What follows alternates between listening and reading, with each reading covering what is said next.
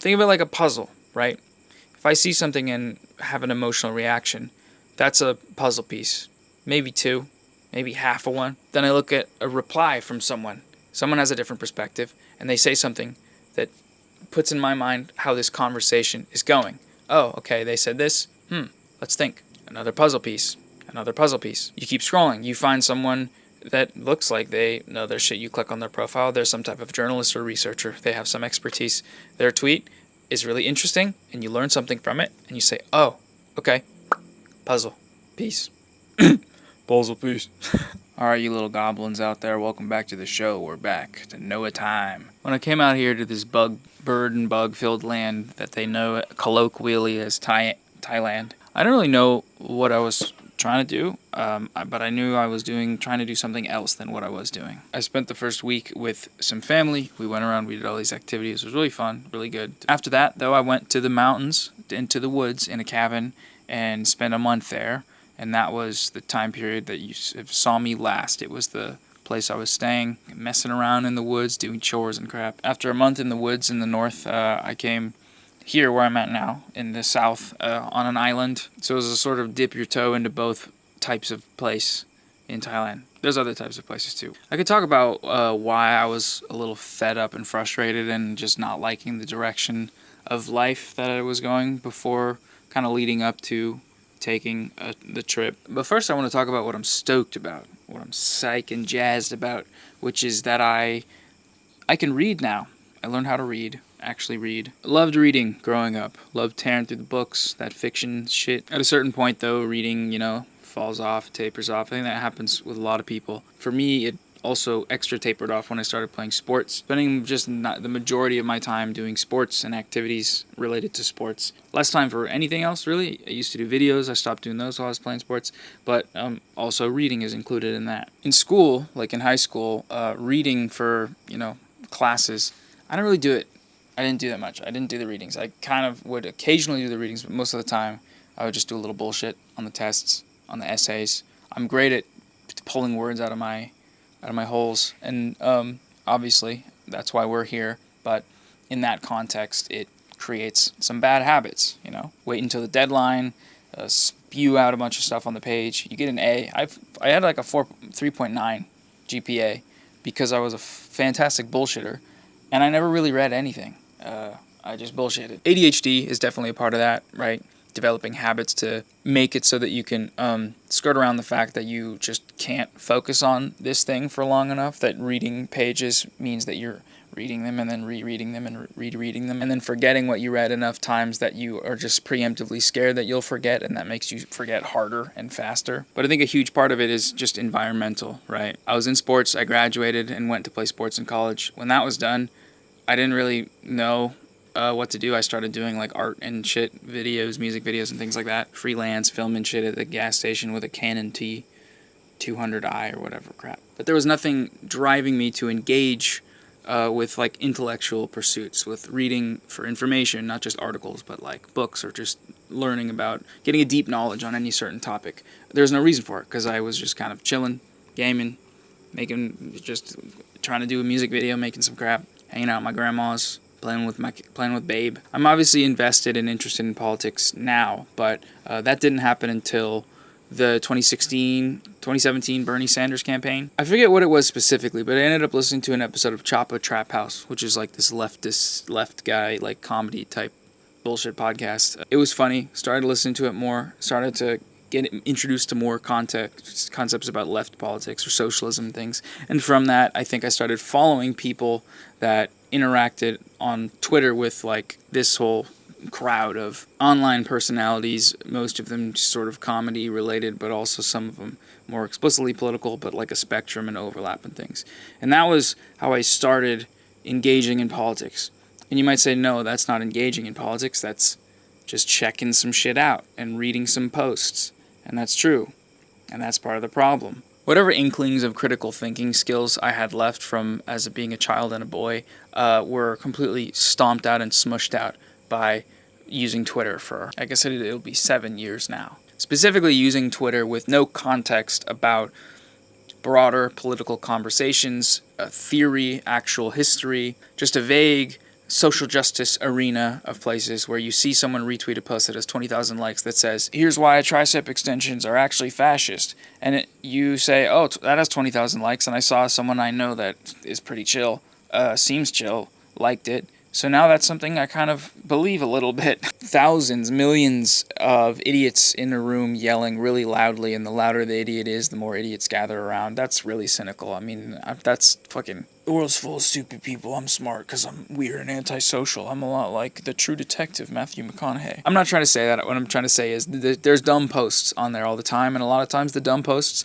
a lot of people like them. And specifically when those posts put forth some political idea, you can sort of have the idea enter your head, but it's such a thin spread summarization of whatever concept it is. Usually it's a little performative as well. Often it's performative. So your head gets filled with buzzwords and out of context arguments to the politics of liberation or leftist politics or socialism in a extremely circle jerkulatory manner. I don't know if that's a word, but let's use it. So it's been like 6 years of that, of just watching some shit, checking some shit out on Twitter, and that's my engagement with the world. That's my depth of engagement with understanding really anything, honestly. The thing is here, there's nothing wrong with that, right? I'm not trying to like be like a weird elitist. You need a study to verify your claim that you don't want to date me. It's just, that's, it's weird shit. But in that month, in the cabin in the woods in Chiang-Dao, Thailand, in the mountains, everything changed when the Fire Nation... Come on. There's a direct effect, though, for me on what I'm doing on my career in terms of making videos, especially when the videos get into a political territory, is that my ability to research and my depth of understanding with things coming in was quite low. But for me in my YouTube career, that didn't actually matter because I was good at using the algorithm. You start making videos, you start talking about politics, not in a very in-depth way, but you're just kind of saying stuff that you do believe, but that may not be that grounded. You may have picked it up from tweets about, feminism, anti-racism, such and such. Because I never went through a process of sharpening those tools, like I said, I bullshitted in high school, I bullshitted in college. I didn't ever actually learn the skills you need to research and really understand something before talking about it. And then when YouTube starts, and when I start getting views, not because the content is surface level, because I'm talking about stuff that I do believe, that a lot of other people believe, in a way that no one is really getting anything out of it. You're just performing and they're clapping, and then that's that. I started blowing up on YouTube.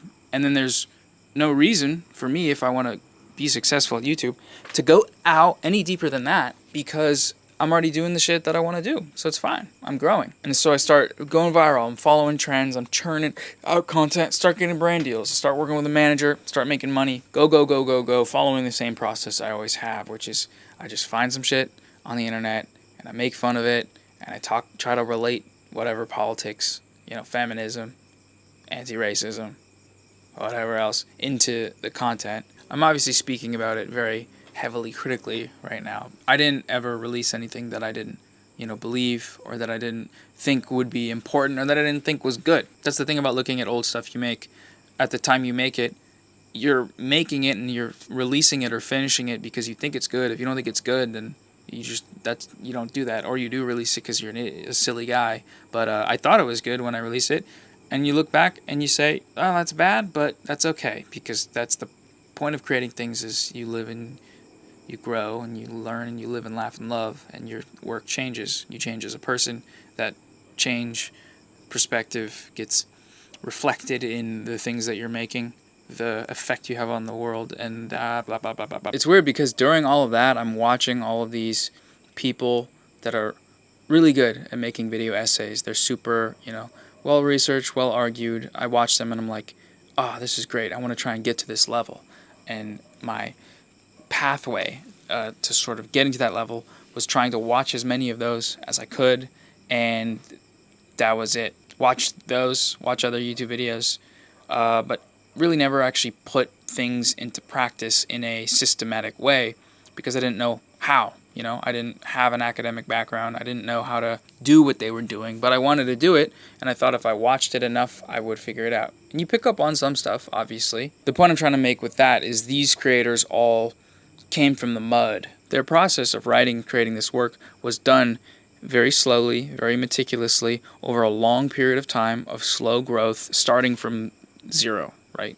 Most of these people, you probably know the people I'm talking about. I don't just like left-leaning video essay type people. A lot of them started before there was an established space for what I and others do right now. And so, to me, what I see in that process is people get really good at something and slowly but surely iron out the things about the process and continue on while not being over rewarded for their skills and abilities, so that once the limelight really finally hits, once this space is established, they have a whole catalog of videos that are really solid. Like, you go back and watch every single one of them, and you're like, yeah, this is like, I rewatched this because it's like, it's funny, interesting, whatever. You learn a lot, and it's clean. That didn't happen with me at all.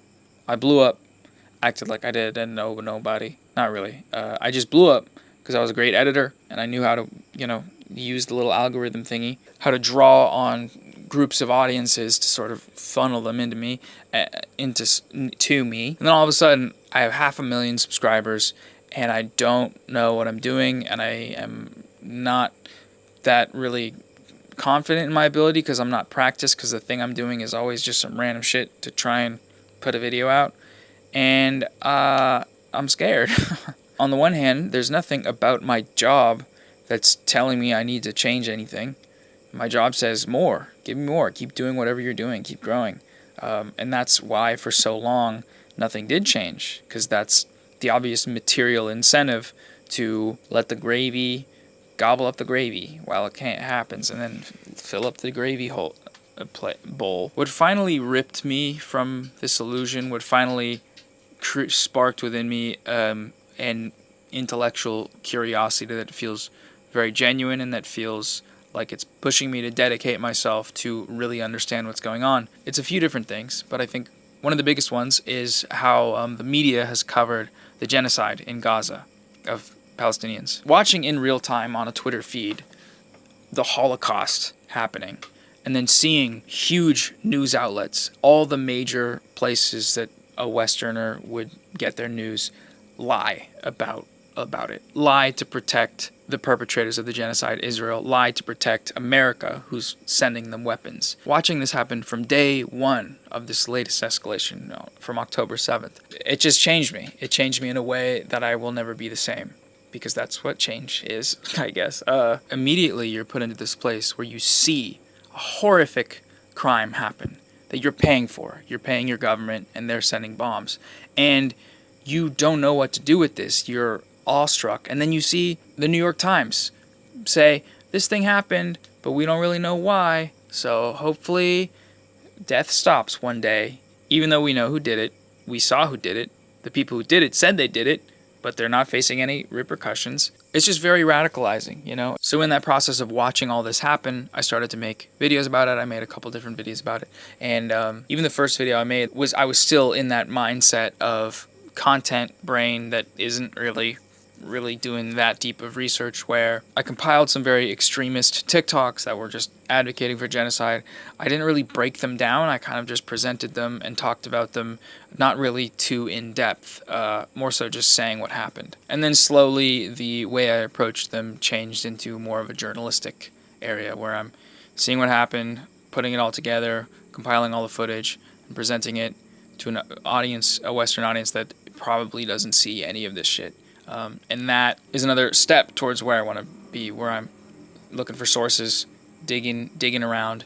But I'm not really digging around. I'm not really reading all the article. I'm not really looking at the source notes. I know what's going on, so I don't really need to mess around with a lot of other shit. And in some sense, that makes sense. But also, what I think finally pushed me over the edge was a debate on Lex Friedman's podcast with Norm Finkelstein, Muin Rabbani, Benny Morris, and Destiny, the streamer, Destiny.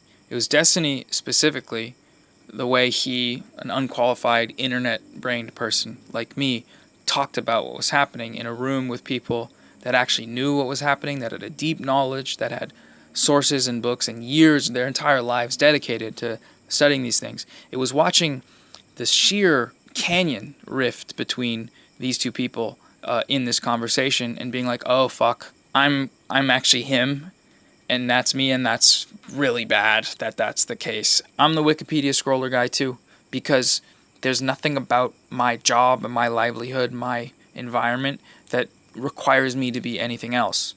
And that sent me over the fucking edge. If you have a genuine desire to improve the world, I think what this showed me is that there has to be some pursuit of truth involved in that. And in a world that is so heavily politicized in a very surface level way, like Twitter, like what I was talking about earlier, surface level engagement, emotional charging, trying to win arguments just for the sake of winning and not understanding. All of these poisonous factors of the way the internet has distorted how we think and gather information just flowed out of this podcast video on my screen into my eyes and burned them, and now they don't see the same. Now I'm kind of like as if I were Gojo from Jujutsu Kaisen. So I'm basically like that. So the cliche, truth is stranger than fiction. I actually disagree. No I don't. The truth is important for obvious reasons, but also the reasons aren't so obvious, because my main reason for looking for the truth is that shit's wild. It's so much more interesting to dive into something, to figure out what's really true and figure out what's really happened. And the more you look, the more things you find that open the scope of what this thing is. I realize I'm being very vague here, so just in case you think I'm talking about a flat earth or something. Oh, my butt. I've always done this thing where I find something on the internet and I have an immediate emotional reaction. And instead of moving to dive deeper into it, I turn my camera on and start yapping. And this is really, right now, why the reason that I find this so bad and that I hopefully will never do again, or hopefully just do it way less, is because if you just wait to turn the camera on, you find so much more shit that makes it so much more interesting. And whatever emotion I initially reacted with that pushed me to make a video about it, that emotion eventually builds to something that's 10 times, 100 times more powerful, but it's also 100 times more complex and connected to other things, other examples, other histories and contexts. Think of it like a puzzle, right? If I see something and have an emotional reaction, that's a puzzle piece. Maybe two, maybe half of one. Then I look at a reply from someone. Someone has a different perspective, and they say something that puts in my mind how this conversation is going. Oh, okay, they said this. Let's think. Another puzzle piece. Another puzzle piece. You keep scrolling. You find someone that looks like they know their shit. You click on their profile. They're some type of journalist or researcher. They have some expertise. Their tweet is really interesting, and you learn something from it, and you say, oh, okay, puzzle piece. Puzzle piece. And if you just keep doing this and doing this over and over and over and over, you get all these lovely little puzzle pieces, and you got to move it from your living room table to the floor, and then from the floor to outside. And then you got to call Mr. Beast, and he has to build you a flat earth that's flat, unlike this one. This one's totally round. And then so you can put the puzzle pieces there. And it's such a fucking invigorating, exhilarating process to me that I never felt before last month. Before the last 3 weeks, I don't know, month. So when I say when I say that I'm 26 and I just learned how to read, it's more so that I just learned how to learn through this long, complex process of stuff and events that occur, life, people I meet, people I talk to. Everything builds to something that changes you as a person. And I don't know, I'm just describing something changes, but that's what's happening to me right now.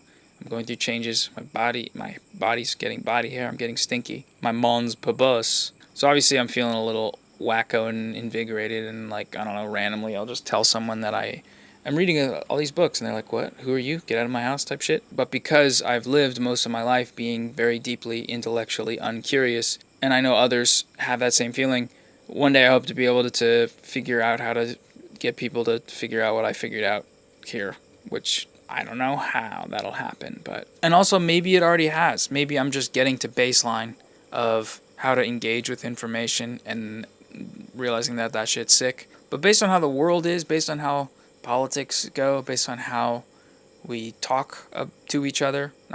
Look, brief side note, there's this, like, in my mind, stigma to being like, let's just have political conversations. Why can't we just have dialogue? I think because usually it's like Joe Biden is talking with Donald Trump about how many bombs they should send, 1,000 or 2,000. That's the political conversation in America, and that kind of sucks. But I'm learning that that's a very silly reason to toss out the idea of a conversation and a dialogue, because that's the key. When we talk about learning, you can read a book. That's a conversation. You can read a conversation in a book. The book is conversing with you, and you are conversing with the book that is telling you about two other things that are conversing. It's all a conversation. And then when you get to the relative's house on Thanksgiving and they're talking on some dumb shit, you can navigate that as a conversation, and it doesn't have to be you being a centrist. It's just you talking to them and asking them questions. And when they say some dumb shit, you say, why do you think that? And then when they say why, you say, huh. Or maybe you say something better to sort of figure it out, but you don't have to teach them. The point is not preaching, the point is talking. There's a video from the YouTuber Zoe B called How to Argue on the Internet and Win, I think it's called. And it goes into the concept of stasis theory, and how when you're having a debate or an argument, there's like 4 levels at which you need to be on the same page on before an argument can commence and before truth or conclusion can be sought. The base level of this pyramid is reality. So if you don't agree on reality, if you're on 2 different pages, you can't continue the conversation. And that happens a lot, I feel like. The example she gives is talking to someone that doesn't believe climate change exists. You can get them on the same page, going through. They're asking questions, you answering them. But rarely does that conversation start out at the reality level. It usually starts out about, what should we do with this Greta Thunberg lady? And that's not, you don't need to be asking that question when you don't even know why she's yapping all the time. When you don't even believe that she needs to be yapping, that's not for you. So it's crazy to me that my limitless pill is, aside from Vyvanse, watching Destiny be so fucking dumb that it changed the way my neuro pathways function. I think that's awesome, and I'm thankful to Destiny. And I see reflected in him a lot of myself, because I'm a dumbass on the internet that doesn't really know all that much about the world and about history, and that talks way too much for how little I know. But I'm not egotistical enough to go on a debate with people that know what's going on during a genocide to try and argue that a genocide isn't happening. That is a different thing that I am not. I'm working on this video right now, and I'm positive it'll be my biggest video ever. And I'm in the writing stages, I'm in the still research stages, but every day I get up and I'm so excited to get back onto the page and fuck around with it and find new things and research and deep dive more, follow the updates so I can just take my little notes and keep tabs on what's going on. I've always been very anxious about this process because there's an anxiety that I'm going to forget something, that an idea I have is going to float away, that something I read, I'm not going to remember that and not going to be able to use in a manner that is, limiting the potential of a video or something. But what I'm discovering is that going through this process, brains are smart, man. So that anxiety I'm talking about, one thing I'm learning literally in the last month is take a deep breath. The good shit's not going to flow out of your mind away. You don't need to open your notes up right now. Let it simmer. I've heard that shower thoughts thing, sleep on it, whatever, my whole life, but I've never understood. Because I'm really fired up, I'll sit in my room for like 14 hours, writing and reading, researching, blah, blah, blah. And that's not healthy. Not only is it not healthy, but it's very inefficient. I'll be reading the same thing over and over again because it's been 10 hours. And because I have never really been this driven, this part of the process is still being worked out. And just today, I talked to someone that was like, I was telling them about my process, another YouTuber, and I was just like, yeah, like I'm really banging my head against a wall. And she was like, that really sucks. I gotta take a break, recoup, come back in a couple days, because usually the idea will pop in, the big idea will pop in when I've been thinking, and then take a break and take a shower. And again, that's the shower thoughts thing. But that is when I realized that I've been spending 36 of my last 40 hours in a room on my computer when I could be going to the beach, because I'm in Thailand, and that's why I came to Thailand partly. Well, I came to Thailand for both of those things. But then I went to the beach, just chilled, started adding stuff to the script because I couldn't fucking help myself, and because every line I read of Dune 2 Messiah made me think of how I could use the Bene Gesserit voice to lure my debate lord logic into people's minds. And then I started fucking open Google Docs.